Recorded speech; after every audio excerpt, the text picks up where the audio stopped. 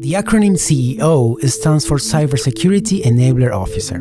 We know you know it doesn't, but should it? It's actually a good idea to add this fundamental role to the Chief Executive Office because the times urgently called for it. After all, businesses and individuals have already been cyber attacked, or will be. To understand the needs, risks, and measures of cybersecurity, CEOs want to step in the shoes of the Chief Information Security Officer, or CISO. And CISOs need clear access to the CEO, prompt and direct. But let's bring in another professional whose role is gaining traction, especially in Europe, the Data Protection Officer, or DPO. Why should CISOs, DPOs, and CEOs work closer? That's precisely the topic of today's Tech Talk episode.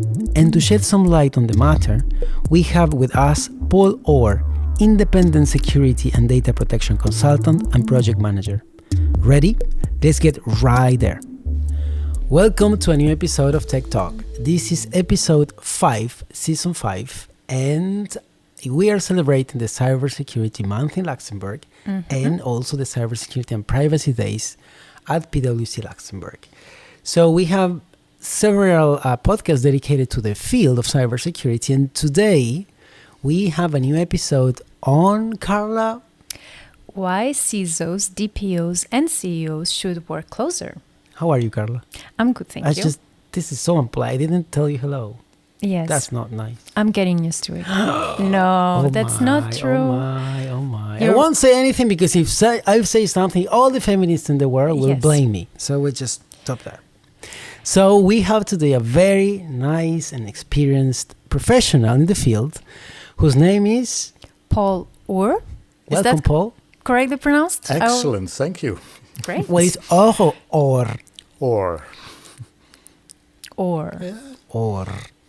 Why are you making this R Because Paul weird? comes from the Netherlands. Netherlands. So it's the Netherlands. The Netherlands, yeah. I think you exaggerate The the low countries. Because I say Rosa. You say Rosa? No. Okay, voila. That's why. Welcome, Paul. Thank you. Thank you. It's a pleasure being here. Thank you. And I also know you will give a couple of sessions for the CEOs and tomorrow for the plenary day. So I wish you the best. And I'm sure you will perform awesomely well. But yeah, it's really a pleasure. Every single year we meet really nice people at the Cybersecurity and Privacy Days. So very happy to have you here. Great to be on your podcast because I've listened to a lot of them now. And frankly speaking, I even share them with the Dutch audience because they're English speaking as well. So thank you. Thank you. That's really good. nice. So what I checked out your LinkedIn profile and also what we had a preparation meeting before, but I understand you are currently a freelance, independent security, data protection consultant, and a project manager. Did I miss something? As long as you focus on project management for security or data protection, it's perfectly It's all right. yeah. Okay, perfect. So, Carla, I kindly invite you to ask the first of the bunch of questions we have today. So the first question is actually about your journey, Paul. What brought you here and why cybersecurity? That's a long story, but I'll try to keep it short. I started my career initially as an administrator, later on a financial controller. But my heart and my passion was in technology. So when the first computers entered the administrative departments, before I knew it, I was boss of those people because I was the only one able to talk to them in their own language. So then I formalized my education on IT, and later on via internal control, I ended up in security more than 20 years ago, and I really enjoy that because it's so complex, it's so complicated. There's, well, my motto I will share with you at the end of the podcast, but it's a very interesting job. Not easy, but very interesting. And it changes all the time. It's changing all the time, like society, like business, everything is changing. Yeah, everything is changing so fast, and technology has an influence on society and politics. Politics has an influence, so it's really complex, and it's really interesting and challenging to track. politics. More on that in the upcoming questions. Stay tuned. Stay tuned. No, but it's true. Some of them are precisely focused on politics. But I will jump to the next one. And it's about the CISO or CISO. I was before saying CISO, but someone corrected me and said, no, it's not the way. Okay, CISOs. So, you read commonly, we are living already the post-COVID world, which I don't think so. That's why the question is, what are the challenges they face in the non-yet post-COVID world? Do you know what is a CISO, Luis? Can you spell it? I'm for sorry, our yes. I hate acronyms and I use them. So this is the Chief Information Security Officer. Well That's done. right? Yes, Well done. I think Okay. so, Paul. Yeah, that's correct. Although some organizations replace the chief by corporate, Oh, because some organizations are a bit sensitive to make it sound too military. So Okay. they change it to corporate. And Okay. I often leave the I out. I read Yes, an article on that as well. So I've tried to avoid confusion, but usually I say CSO, Chief Security Officer, CSO. because and that's one of the first challenges, because the real boundaries between IT, information, and the rest of security are basically dispersing currently. There is not a strict boundary anymore. So that's why I try to encourage my colleagues to leave the I out, but as it is in too many job descriptions still, I don't want to create too That's much of very confusion. that's interesting. I'm glad I asked. Yes. Okay. Good to know. And the other challenges are really, it's such a broad domain. It's about everything. That's why I prefer CSO. It's about people, processes, technology, and the real challenge is because these are things you can handle yourself by developing your competences and your skill. But the real challenge is get the business realizing, the business managers, the business leader realizing that this is now really on their plate. They can't leave security and data protection because of the complexity and the impact on their business. They can't leave it all to someone in the organization. And I think convincing them of that is for most CSOs, CISOs, DPOs the biggest challenge at this time. Because they can't do it alone. So I dare to say that while the CISO or the DPO have already kind of a well-established presence, the practice in itself isn't yet transversal in an organization. That's what you are saying? Practice in itself, and that's also because of our own, by our own doing, we have made it a very separate practice, profession, competence, if you like.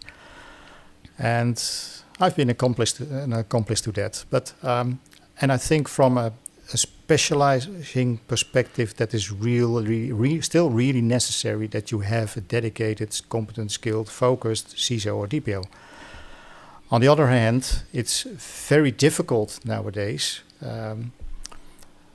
for business managers, because we created such functions in most organizations, for business managers to realize that it's still something they have to cope with themselves. A lot of CISOs, CEOs or business leaders are still taking the perspective, unfortunately, they say, I've hired very expensive, very skilled people, let them deal with it. It's their show. And obviously they're right. They should have money for their worth for their value for what they're paying for. On the other hand, the world is too complex, too complicated, and too integrated in business itself, business operations, business processes, business tactics, to be left to be given and the governance to a function in the organization. They will have to deal with it themselves. And that's, I think, the key challenge at this point in time, because some CISOs are a bit reluctant to do so, because it's a fun job. You have some power, not too much, but you have some power. And it's always difficult to share that power and to tell to your... It can be perceived by business leaders as a weakness, that you are telling them, no, I can't do everything for you. I can't do everything by myself. Sorry, sir, or madam, you will have to play your part. That's a challenge. And a good point. Everything comes down to power in the end, I realize. Power and recognition. Oh, yes. So COVID, Carla, what did Yes. COVID do to the CISOs? Or didn't do, I don't know. Didn't do. That's the next one, I think. Yes.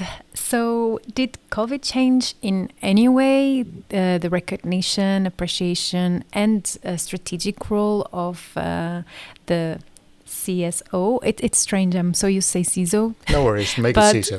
Yeah. Make it CISO. That's a good one. For flow reasons, make Yes. it CISO. And what about the DPO, the Data Protection Officer? I think for CISOs, the world hasn't changed that much.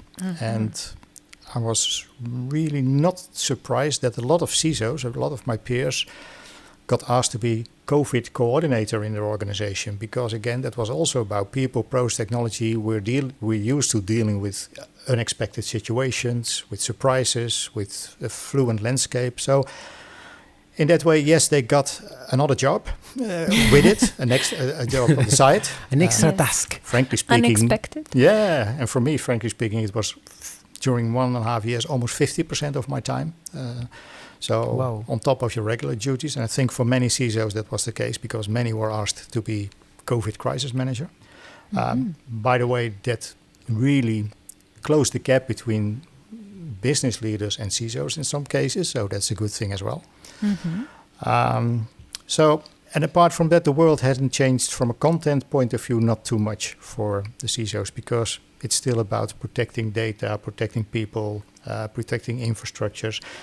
The only thing which was really complex is that everybody started working at home. And I was very anxious, and at the company I was working at that time, we tested it immediately, whether our infrastructure could deal with that. Do we have enough VPN, virtual private networks, connections available? Can we ensure still security on the devices at home, although they are in a, well, from a security point of view, hostile environment, not behind the office gates. So Exactly. that was interesting, but frankly speaking, not too much, at least not in the countries I've worked in, because they were pretty used to working remote already. And I was really positively surprised that the infrastructures held and could do basically everything and were immediately developed until a great scale. We all know that Teams and Zoom and so on, they really had their challenges in the beginning. Microsoft really had to work very hard to scale up capacity. And Zoom obviously was in the beginning a bit confronted with some data protection issues.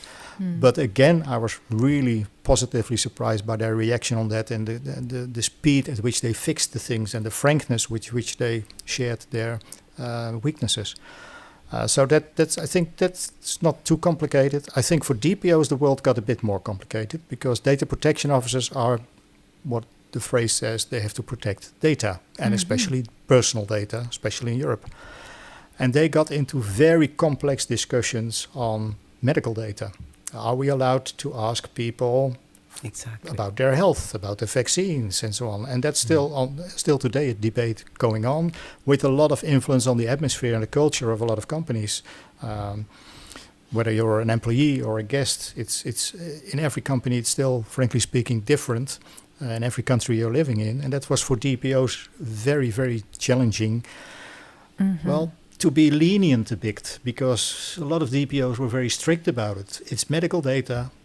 You won't get it. No way. You won't get it. No. And there's some slack there now. And I see a lot of my DPO colleagues struggling with that, because they are a bit afraid, and I think for the right reasons, to give too much slack, because any slack you give away, you will not get back. That's true. That's a touchy one. Hierarchy formalities, hierarchy delirium, whatever you want to call it. Because the question is if or how the CEO can be the CISO's right hand or the DPO's right hand. I know you... Yes, and I know we were discussing this. You, Paul, told me maybe I would just turn it around, and I would say how the CISO can be CEO's right hand. Up to you, but the thing is they have to work together. So Bottom line, you know. So hierarchy apart, the question is how can be one each other's right hand? I think the basic challenge is that there should be willingness on both sides to talk to each other, to communicate to each other with a lot of respect. And a lot of CEOs are very strict about you have to do this and you have to do that. They are trained like that, so I can appreciate that. And a lot of CISOs basically have the same attitude. I want it up to my standards or it won't happen. And that provides, in a lot of situations, a communicative clash if you're not careful. So I think the challenge and the things we all have to work on is that CISOs and DPOs have to understand the agenda and the way of talking and communicating of the business leaders. On the other hand, I am a CISO and I'm a DPO. I would appreciate if some CEOs, and I know excellent business leaders, so don't be don't be affronted if I use this statement too bluntly. But I know a lot of business leaders who should take a more active interest and give some respect for the challenges CISOs and DPOs are facing with every day, and the organization, by the way, because basically everything what the CISO or DPO wants, he asks to middle management or the operations departments. And these are often very complicated issues. And if there's one thing business leaders don't like, it's complexity. So again, that is really a base for interesting conversations. But is it a valid answer? You know, mate, I have no time and you are hired to keep this company safe. Yeah. So is your business. Is it that a common answer? I think at some point in time, if their collaboration has reached some kind of maturity, a right level of maturity, I think that's the right answer, to be honest. Oh. But at the moment, I think in a lot of companies, not most, I was tempted to say most, that's not true. A lot of companies, that level of maturity, so mutual respect and understanding for the challenges is not yet far enough. As soon as that maturity is on the right level and there's quite a good understanding of the complexity CISOs and DPOs have to deal with every day, I think we'll be fine. So let's put it in simple terms. They are just flirting. Their relationship is just the beginning. True? Yes, Okay. and they need to put in each other's shoes. Yes, absolutely. So it looks like a to relationship. Understand. It looks like a relationship. Of course. Okay, Carla, could you just tackle the next one? Yes. So we read that the DPO's job is, among many other duties, to audit, review the CISO security actions and policies. Could this be a point of clash between the two? I mean, without any doubt, they have to work hand in hand. But do you have any untold tip? Yeah, I think I do. Bit of history. I joined. I ended up in a job as DPO on the side as being a CISO. In some companies, it's even combined the role. Mm-hmm. And I ended up there because I had a clash with the DPO.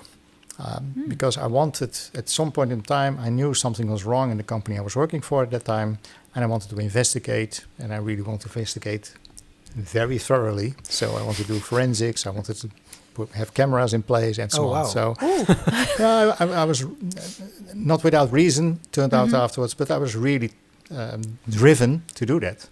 And there was one person standing in my way, and it was the DPO. He said, no way you're putting cameras there. No way you're going to look at the mail of that person. No way, and so on. So that got me initially very angry because I didn't understand him or her. In that time, it was her. So we are still friends now. But clarifying. Yes. But at that time, I was very, let's say disappointed because I really wanted to get the investigation going. And, you probably know if you don't start very soon, evidence and so on will vaporize, it will go away. So I decided, at the end, we found a compromise. We're very good at it in the Netherlands, always compromises. So we found a compromise, and it was enough for me to do my job. But it triggered me because I wanted to understand the reasoning behind her thoughts. why was she so reluctant? Because the facts for me were crystal clear, and I thought, well, it's only reasonable that I should be given these means. So I started to study, for example, the GDPR and so on in the evenings, and I got my certification as a DPO as well, and that really helped me. And I'm really encouraging other CISOs and DPOs to do at least some basic training in each other's jobs. Some will have to, because in many small companies, the roles are combined. So you have to argue with yourself in those situations. But even in large organizations, from a communication perspective, from understanding and respecting each other well, it's essential that you have at least a basic knowledge of the concerns and the constraints the other function faces. And should CEOs also get some basic knowledge? Definitely, yeah. Definitely. Yes. Yeah. I think that's basically all. We end up every time on communication, because it's all about understanding each other, and understanding each other requires a basic knowledge. The security certification I'm holding, and a lot of colleagues are holding, from ISC Square or ISACA, they are based on what they refer to as a common body of knowledge. After you pass the exams, you still know nothing, but at least you have a common body of knowledge which enables you to talk to other peers about these topics. And I think that's a great terminology, because we really need more a base of common knowledge, and that will solve a lot of things. Yeah, even individuals, I think we need to know, especially GDPR. I think there are a lot of people who have no idea what it means, or they're not so... You know, that recalls something. I watched a video yesterday, and one of the sentences was, the world will be a better place if we had the chance to know the backstory of anyone else. And in the professional world, it's exactly the same. Because I think recognition, admiration, respect comes from knowing what the other does. And I think in this case, it's exactly the same. So, that's it. I have a question. Out of the blue, Paul. Out of the blue. I was just thinking, because you mentioned some companies mix CISOs and DPOs role. Based on your experience, is there any point when it comes to the size of the company that they actually have both? Or it's really up to the company in itself? It's depending on a lot of things. Sorry to make it complicated again. Not complex, but complicated. I think it depends on the data you're protecting, the kind of data, the market you're active in. Is it a market where data protection is really an issue, or are you just manufacturing great machines? An insurance company is totally different from a manufacturer. So that's also the size of the company. Obviously, is also something, but also and sorry to bring that up again, but the level of maturity of the organization, the understanding of the business, and the quality, if you like, of both the CISO and the DPO. Because I know several great CISOs who are doing DPO in a very large organization on the side. They are really dealing with most of the data protection issues in their company. Only when it comes to very specific legal issues, and then they refer to the legal department, which I think is the right thing, because in my view, in a lot of organizations employ legal people as so lawyers and so on as DPOs, which has its advantages, but also a lot of disadvantages, because the legal mindset toward data protection for a company is usually different than that of a CISO or even a CEO or even a marketing department. So it would be, I think, in many cases, a preferred model if the DPO is a combination, at least has the skills of some business managers and a CISO. Okay. Yeah. Carla, what the G in the ESG acronym stands for? Well, the what, sorry? The G. Governance. Exactly, because the next question is about governance. Exactly. So this is the world of governance. I realize governance is everywhere, and actually you maybe can address the next one. Thank you. So in a world where CISOs working with DPOs, DPOs working with CEOs, CEOs working with CISOs, what governance model could you suggest based on your client work and your own experience? Good question. Referring to the term ESG, a great term, by the way, environmental social governance. I think that says it all. I was triggered by that phrase because I thought, yet another hype word, and it is obviously, but it's interesting because that's basically the agenda of today's business leaders. And security and data protection are definitely part of environmental and special social responsibility. So the ideal model for me would be that referring to your earlier question, which is that the CISO and the DPO are really the right hand of the CEO or CXO, anyone at the C-level, helping him or her to understand the current situations, the daily evolving situations, the daily threats, the daily opportunities, but really taking the real governance into his own control and transferring everything what's related to security and data protection in the regular KPIs and business process of the organization. Okay. Because, as stated before, it shouldn't be a security role. Security is everywhere. And data protection is everybody's concern, and it shouldn't be a separate function. So the governance model, to cut it short, at the C-level, assisted from a content point of view by the DPO and CISO, and obviously when there's some crisis management or whatever going on, he or she should be able to do that as well. But the CISO, the CEO should really transfer all the governance measures into his regular operations and strategy and tactics. Okay. It's like embedding it into... Yeah, a lot of companies calling it integrating in the DNA of the organization. And that's I have a dream, if you like. So Okay. Now, imagine one day that, the boardroom, normally there are 4 or 5 people there in the boardroom, but they have a space for one more chair. Either because the table got bigger or because the chairs got smaller. I don't know. Whatever the reason. I think that last one doesn't make much sense. No, well, maybe they just lost weight. Whatever. So you have one more chair, and would you give it to the CISO or to the DPO? I can't choose because I would refuse the chair. You refuse the chair. Because, okay.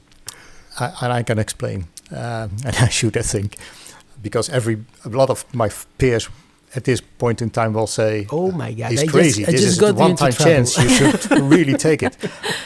And it looks like a one-time chance, and it looks very tempting. But the only thing I think, and I've seen examples of that, unfortunately, in the past, is that then somebody in the organization, if you're offered that chair, whether you're a DPO or a CISO, you will become responsible for everything in the organization regarding data protection and security. And well, perhaps in a board chair, you could have a lot of influence. But on the other hand, it would be very distracting for the rest of the organization, because in my experience, I had the honor for a financial organization more than 10 years ago already, but well, we want a huge security organization we can rely on. Mm-hmm. And I made a mistake to support that. And I really thought, well, this is great. This is my chance to get things done at the board level, a huge department. And with the vision of hindsight, it was my biggest mistake. Because from that point on, it was a great department, great people, mm-hmm. very skilled. But from that point on, every problem in the organization, every issue where the word security or data protection popped up, it was immediately transferred to that department. So basically they were at some point of time running more or less the organization, because there's security, data protection, everything. Mm-hmm. And it's the same when you accept that chair. You take away then the responsibility that security and data protection should be integrated in the DNA of the organization. You will take that away. Yeah. It will be too tempting to say, well, there's somebody at the board to do that. Let him or her do that. That's a very good Yes. point. So, but you were part of the C mates at some point. Teammates. Yeah, C mates. It's a cool way to say it. It is. The A nice C-mates. comparison. Yeah. Okay. So the next one is the geopolitical Yes, one. you passed me the hot potato. Well, The- actually, you ask it because I wrote this one and I am You very did. proud of this one. But Yeah, proud. but, I don't know, but so it's do you want to ask it? yes, I want to ask. I'm gonna be it's nice. about grabbing, in fact, the bull by the horns, because what I feel, this is very personal opinion, but it's normally businesses try to stay away of politics. But I think increasingly that is not possible anymore. And the world, it's not really a cotton candy, and governments are. Certain governments are more and more into cybersecurity, but the offensive one. So the question basically is, should CEOs take a more political, or have a more political role, or inherence in the political field?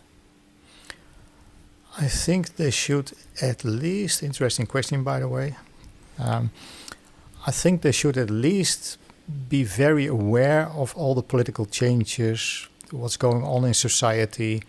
Again, ESG, environmental social governance. You have to be very aware of what's going on.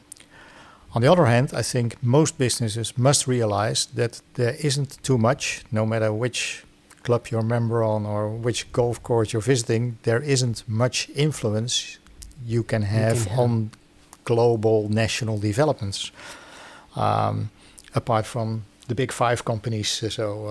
Yes, Amazon will have an influence on politics and on society as well. Facebook. Yeah, definitely. Google, Microsoft, those big guys really have an influence. But most companies don't, and some are even overrating it sometimes at the local level, have much influence on what's going on in politics. On the other hand, it's so dynamic nowadays, considering laws and regulations and reacting on developments by laws and regulations by politicians, that it's essential that you know as a business leader exactly what's going on there. So I usually refer there to an army statement from a retired U.S. Army colonel. He always says, observe, orient, detect, act. ODA. It's pretty famous in management literature as well. Mm-hmm. And I think that should be the attitude to business leaders now considering politics. It's very tricky and very dangerous to get involved too much. On the other hand, you have to know exactly what's going on. And by the way, your CISOs and DPOs in most countries are collaborating, fortunately, a lot with governmental institutes. I love in the Netherlands, for example, the collaboration between the private sector, governance, and science. Mm-hmm. They are joined in what they call the Cybersecurity Raad, the Cybersecurity Council, and they are really advising the Dutch Parliament and as well as the Dutch ministers on security and data protection issues with a lot of knowledge based on private science and governmental knowledge. And that's a way to get at least some influence towards politicians. But like I said, we're all part of a global world. So even if you do that on a national level, the best you can do is really track developments from day to day, get in a very vigilant and aware state of mind with your organization to know exactly what's going on everywhere. But because COVID has learned us one thing, and it is we can't predict everything. Yeah. We can't. Business managers find it very hard to swallow. They are used and they're selected and they're bred to say, well, I can influence everything. I can dominate discussions and I can steer where we're going to. And I think for them it's really hard nowadays because I think we all realize now that not our power to influence things, to steer things, no matter at what level you are, is pretty limited. And you must realize that and track what you can. Do you think the third or maybe the fourth world war will be the one of cybersecurity? Well, Wow. it's a very... I'm very worried about. You can probably hear that in my voice. I'm worried about that it will be. Again, it will be within other schemes. Yeah. I love the quotes from June: plans within plans, schemes within schemes. So it will not. Perhaps it will not be the real trigger, but will be used as a trigger. Used as a Weapon. main weapon. Yeah. And first of all, it will trigger hostile actions. But second of all, it will, and that's definitely the case in everywhere currently, it will be used as a weapon. And I'm a bit concerned about that. It is. I'm It's a still very optimistic, good but point. I'm concerned. So, how does cybersecurity fit with international politics? Is it increasingly flirting with it? What's your take? Cybersecurity is very much based on technology. And technology is very much influencing on our society nowadays, and thus it influences politics. And I think the power of the big tech companies, and that won't surprise any of our listeners, is really, really impressive, to put it mildly. To put it that wasn't precisely mildly, very, very much. Yes. So I think, yes, politicians should be flirting more with technology. They aren't yet, I think, at the required maturity level, but they should, from their social responsibility, their responsibility to their voters.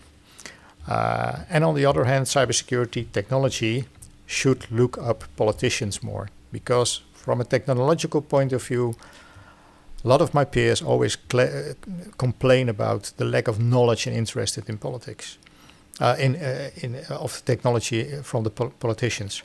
But frankly speaking, it takes two to tango. So please do support those politicians. Invest time in, making them aware of the impact as well as the concerns you have regarding their decisions, because they, on behalf of us all, are calling the shots. At least they should be. But I think there is improvement, but they're still a bit overwhelmed, and I can understand that because they have many other topics to deal with. Exactly. But they're currently still overwhelmed by technological developments and the impact of security and data protection. It's a complex world, and I think security and data protection professionals should reach out more, like they should reach out to their CEO, their board members, also to politicians, because they are really influencing the outcome of a lot of things. Yeah, at least at CEO level, we have a PwC's global survey, CEO survey, and this year, cybersecurity and technology are ranked among the top 10 challenges, I think, to face. Exactly. So we have one more. Yes.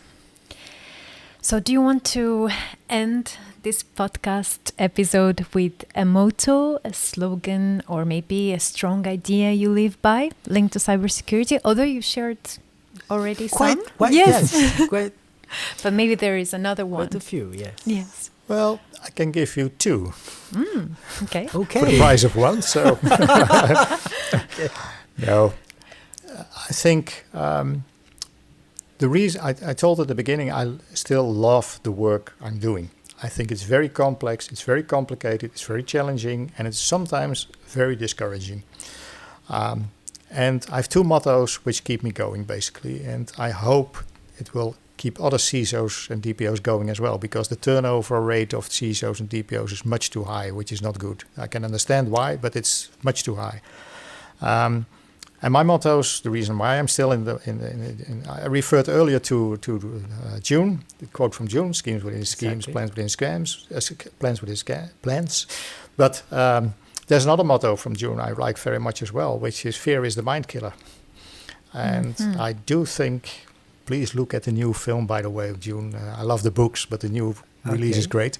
But fear is the mind killer is there really something, basically a mindset you should take before you read the book and before you go to the movie. And I think that's very important. We have to keep as rational as possible, try to get emotion, use emotion, appreciate and respect emotion, but try not to be, too much subdued by all the things that are happening, because there's a lot, especially for CISOs and DPOs, to be afraid about. So don't get your mind killed.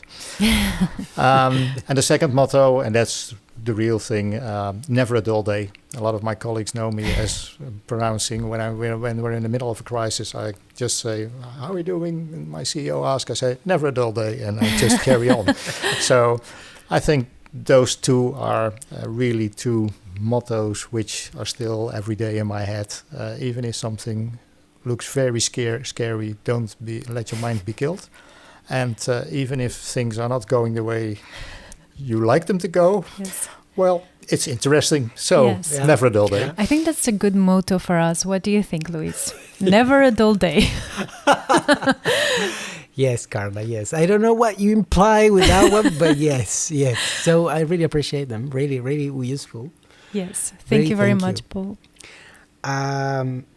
Other than that, I think we are done, but I am very much grateful for this awesome conversation. We touched several topics. We started with the DPOs, with the CISOs, and we ended up with politics. Yes. But I think these are things that should be mentioned and touched and discussed at some point in the business world. We cannot just keep them, close our eyes. We say we are just business, 100% business, and no, there is a world around you. And that it's influencing. Yes, exactly. Exactly, and affects you. So thanks a lot. It was a pleasure to have you. Thank you for joining us. Real us. pleasure being here and providing me with the opportunity to share these thoughts. So all the best for what is coming for you here in Luxembourg, and have a good trip back home. Yes. So Carla, this is TechTalk, technology made simple. Over a cup of coffee. Or beer, maybe. What do they drink there? In Dutchlandia. Dutchlandia? The Netherlands. I just Spanishized that one. Spanishized? How do you say that? I don't know. How do you say? Actually, because we say Hollanda. Los Países Bajos. Oh, Países Bajos. That's correct. Yes. Okay.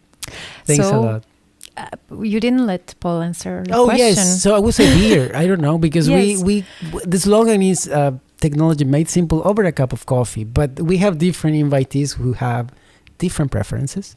So some of them say, I don't know, beer, chipuro wine, or chipuro, I invented that one. And you would say beer? The average Dutch will appreciate beer, especially at this time of day. Exactly. So thanks a lot. And until the next one. Welcome. Ciao, ciao. And that's all for today. This is Tech Talk, technology made simple over a cup of coffee. Thank you for listening, and until the next episode.